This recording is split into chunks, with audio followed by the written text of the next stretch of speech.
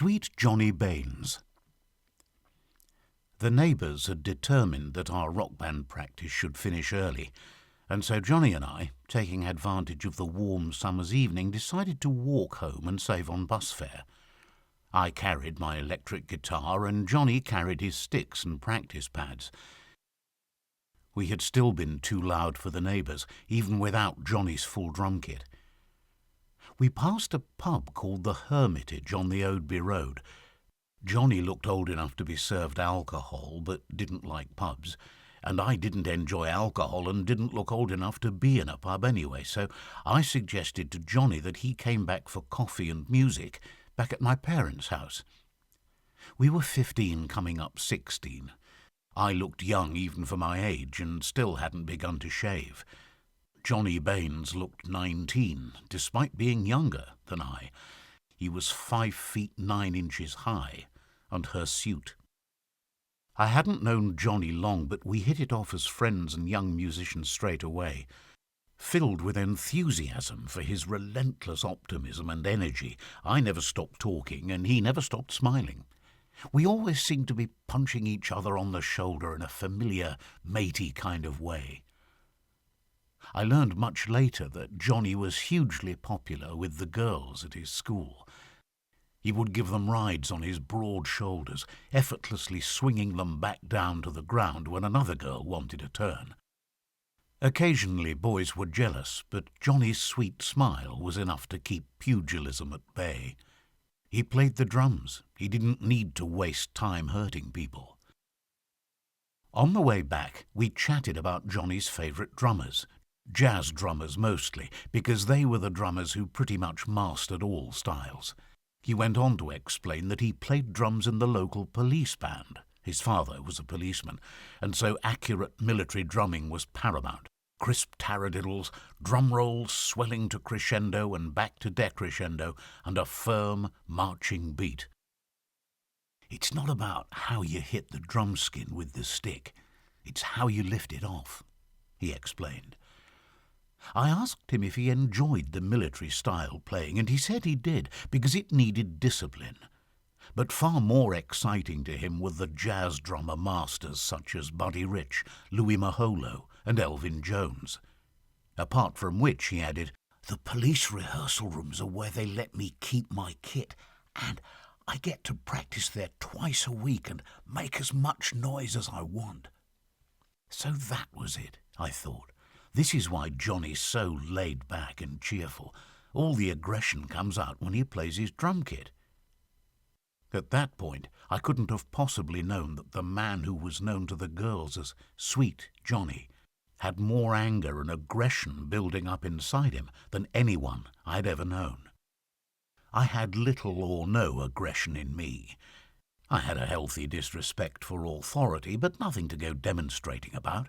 I had no brothers and sisters to annoy me, 2 very agreeable and understanding parents, no hand-me-down clothes, and a bedroom all to myself, which I had painstakingly converted, although no pain whatsoever had actually been involved, into a hallowed inner sanctum. When we reached my parents' home, my home, and very much my sanctuary, I let myself in and called to my mother that my mate Johnny had just come back for a quick coffee. I think Johnny was expecting my parents to come and inspect my guest, and he began to take off his shoes. I gestured for him not to trouble about such politeness, and led him along the corridor of our modest family bungalow and opened the door of my bedroom for Johnny to enter. Johnny stood in the doorway and drew in his breath. "Oh, wow, man," he said eventually. "This is your bedroom." The room wasn't large by any means, but it wasn't small either. There was room for a single bed upon which were strewn several cushions, such as one might find in a Moroccan living room, a compact settee on which were another 2 cushions, a small coffee table on which was placed an ashtray — I was allowed to smoke in there despite being fractionally underage — and a stereo record player, the small speakers belonging to which stood some distance apart on a small set of bookshelves. Go in, make yourself at home. I'll go and get my mother to make some coffee. Coffee okay?" Johnny was still taking in his surroundings and nodded as if from far, far away. He stared at the record rack which housed some 30 LP vinyl records on top of the modestly sized wardrobe. When I returned, he was gazing at some of the album titles, craning his neck downwards to make out the lettering on the spines. "My mum'll bring some coffee in a minute." Johnny let out a slow, deliberate laugh of wonderment. "This is like,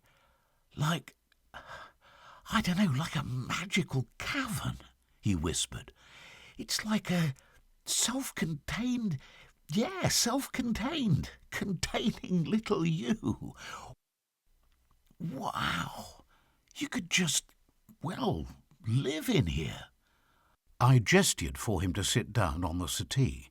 Although his knees came almost up to his chin on the low seating, he claimed to be very comfortable. He leaned back and enjoyed this new perspective. "And these are your books?" He seemed to both ask and declare in amazement as he sat. "I love books.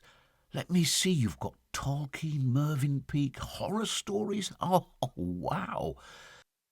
So, any time you want to read a book in peace or listen to an album, you just come in here."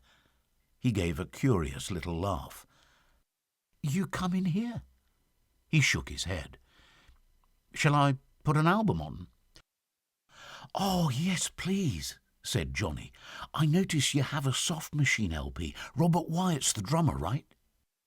That album was the nearest thing I had to jazz, and so I put it on.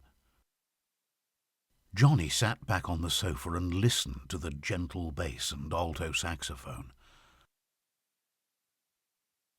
"Oh, man," he purred. "This is just like paradise." He laughed as if he'd just been told he'd come into some money. "Oh, man, if I had a room like this at home, somewhere I could just be myself." My mother gave a gentle knock at the door and called hello. She saw the comparative giant John struggle to his feet. No, she said. "You look so comfortable. Don't get up on my account. I'm David's mother. Pleased to meet you."